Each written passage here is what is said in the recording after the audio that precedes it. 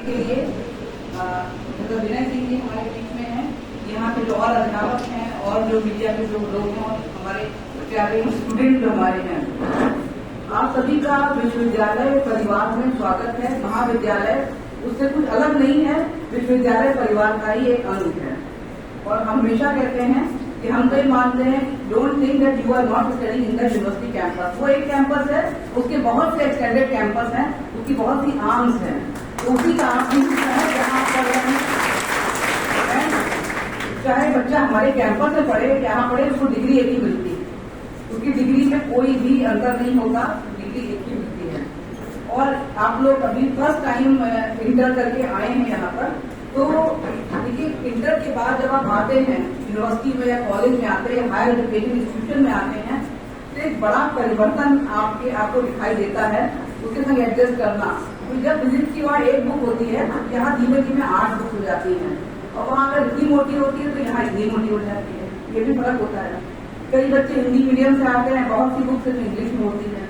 लेकिन अगर आप ठान लेते हैं कि आपको करना है, तो आपको कुछ करने से कोई भी रोक नहीं सकता, क्योंकि वही चीजें हैं, कॉन्सेप्ट वही है जो आप इंटर करके आए हैं, उन्हीं की केवल डिटेलिंग है हायर एजुकेशन में। और दूसरी बात है, आपको इनोवेशन करने का एक बहुत बड़ा मौका है। Higher education institution are the places for creation of knowledge, यानी कुछ नया क्या सोच सकते हैं, क्या नया कर सकते हैं, वो करने का भी आपको एक मौका मिलता है। केवल एक क्लास टेस्ट, एक एग्जाम, इन चीजों से बंधे नहीं रहते जैसे स्कूल में जो होता है। यहाँ पे बहुत कुछ करने का आपको मौका होता है। और स्पेशली जो राष्ट्रीय शिक्षा नीति हमारी आई है, उसमें तो छात्रों के होलिस्टिक डेवलपमेंट की बात की गई है। तो आपसे यही कहना चाहेंगे, don't confine yourself to the bookish knowledge. केवल किताबी ज्ञान से जीवन में सफलता नहीं मिल सकती।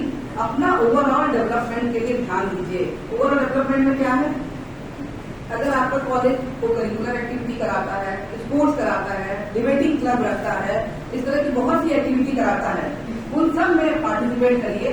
वो आपको बहुत कुछ सिखाता है। लोगों के साथ मिलकर काम करना, आपकी जो हिचक होती है बोलने की, डिबेटिंग क्लब वगैरह में लोगों से कैसे कम्युनिकेट करा जाए और लोगों से कैसे जुड़ा जाए, नेटवर्किंग। देखिए कल को जब आप समाज में जाएंगे, जॉब में जाएंगे, तो केवल आप किताब और फाइल पे कंफाइन नहीं रहेंगे। आपकी सफलता इस बात पे बहुत निर्भर रहेगी कि आप लोगों से कैसे मिलते हैं, उनको कैसे समझते हैं, उनकी समस्याओं को कैसे दूर करते हैं, या उसमें कुछ नया कैसे कॉन्ट्रीब्यूट कर सकते हैं।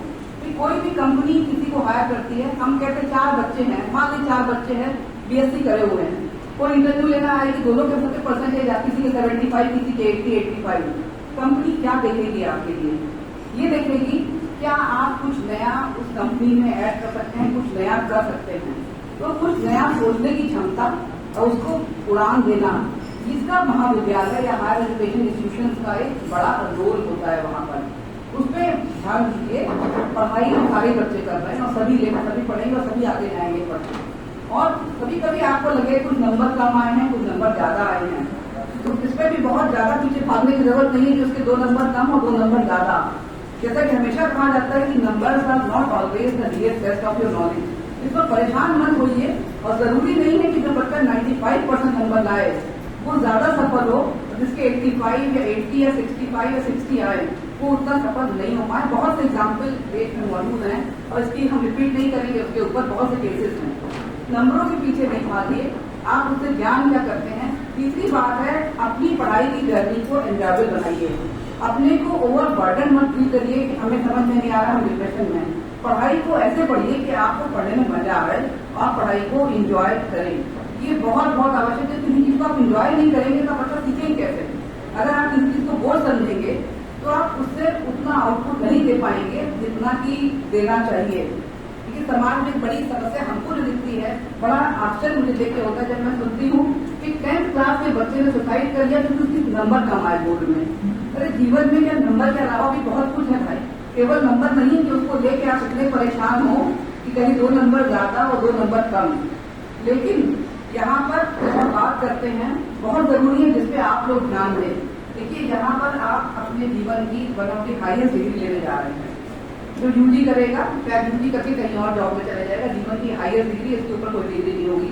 कुछ बच्चे पीजी करना चाहेंगे तो बात अलग है, PhD करना चाहेंगे, लेकिन कुछ बच्चे इस one of the highest degree जो आप हायर एजुकेशन इंस्टीट्यूशन में लेने जा रहे हैं, अपनी हेल्थ पे ध्यान दीजिए, खान पान पे ध्यान दीजिए। नॉट ओनली फिजिकल हेल्थ, जो आपकी मेंटल हेल्थ है बहुत बहुत जरूरी है, और आपकी इमोशनल हेल्थ बहुत जरूरी है। अगर आपकी मेंटल हेल्थ और इमोशनल हेल्थ अच्छी नहीं है तो आप कभी भी अच्छा आउटपुट नहीं दे पाएंगे केवल फिजिकल हेल्थ से। ओके, इसपे हमारे बच्चों को बहुत बहुत जरूरत है और बहुत कुछ सीखना है। और मेरा मानना है कि कॉलेजेस भी इसके ऊपर क्लासेस कराएं, बच्चों को कराएं, क्योंकि इंटर के बाद बच्चा जब कॉलेज में यहाँ पर आता है बहुत से परिवर्तन हैं, बहुत से चेंजेस हैं। गर्ल्स भी पहली बार निकल के आ रही है, डिफरेंट माहौल में आ रही हैं, और ऐसे बॉयज के लिए भी है। और एक कैरियर का जो प्रेशर है वो भी बहुत ज्यादा होता है, इसके बाद लाइफ में हम क्या करेंगे।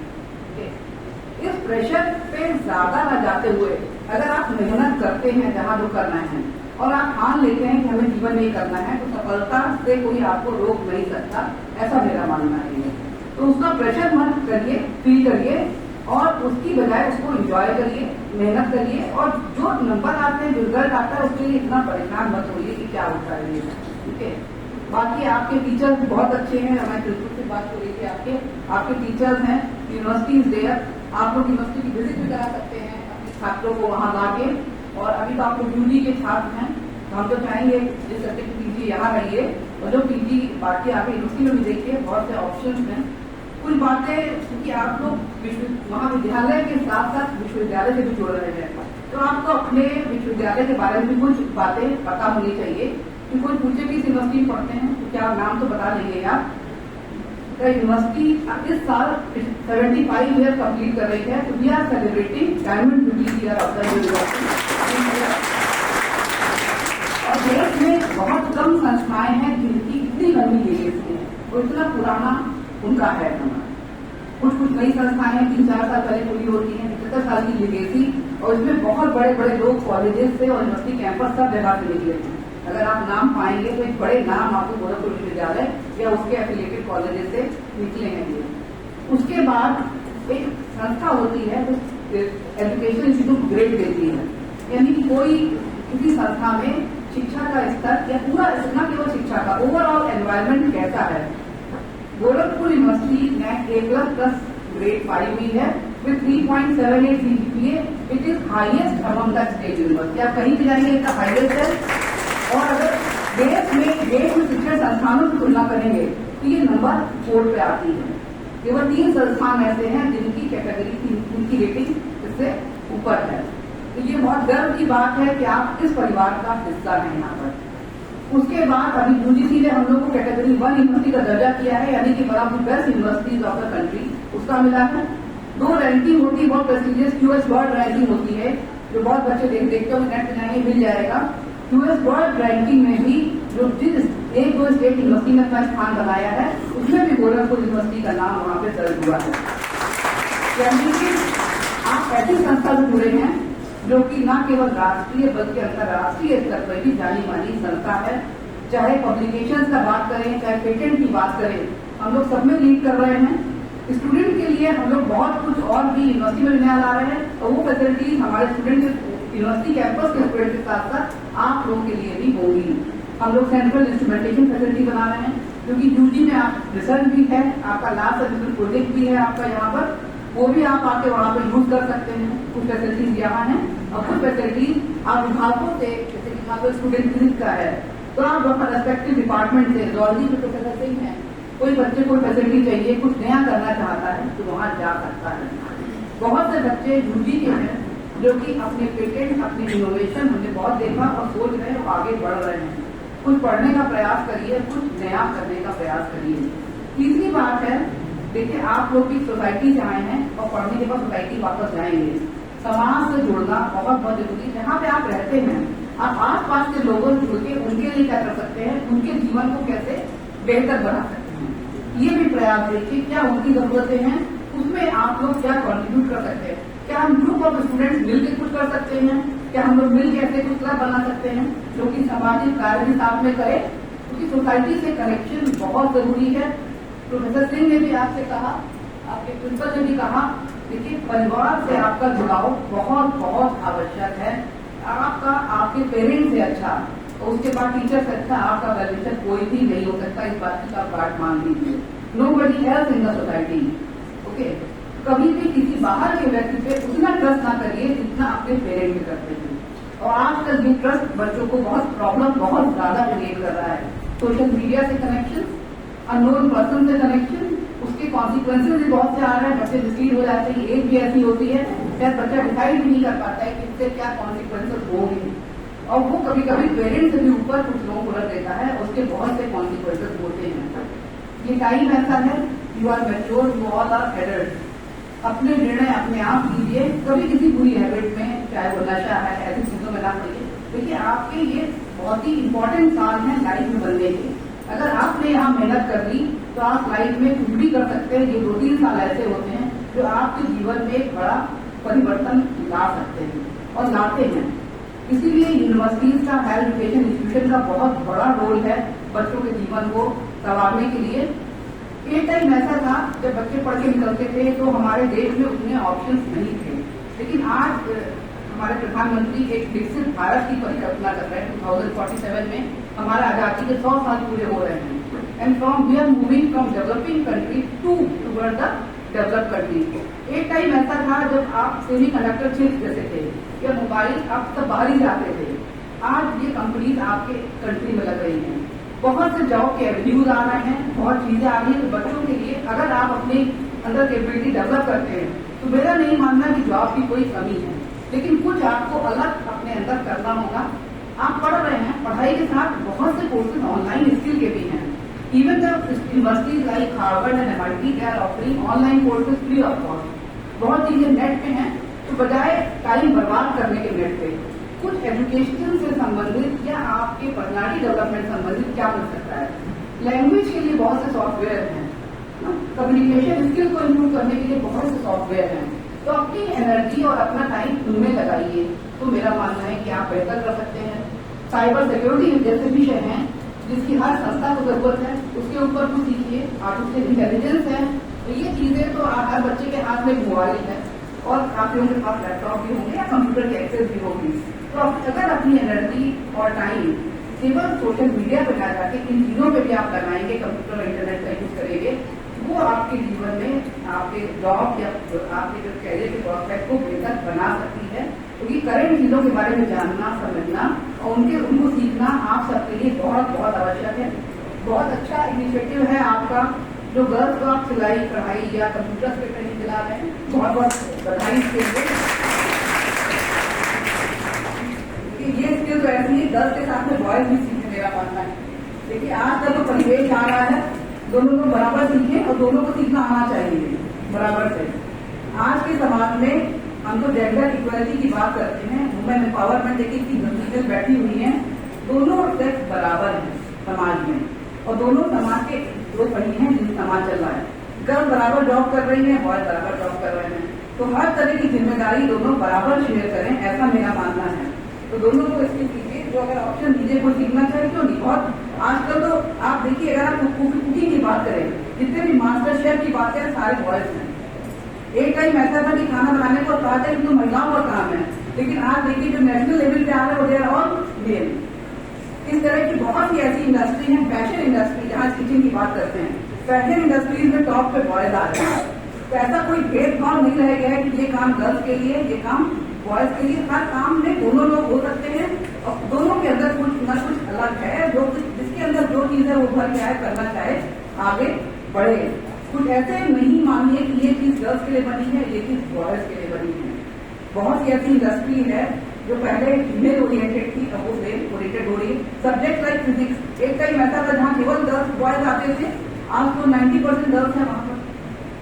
या आप मेडिकल में देखिए, और हमको बता के बहुत खुशी हो रही कि हमारे यहाँ शायद 62 कितने मेडल हैं, only 7 medals are for the boys and 55 are for the girls.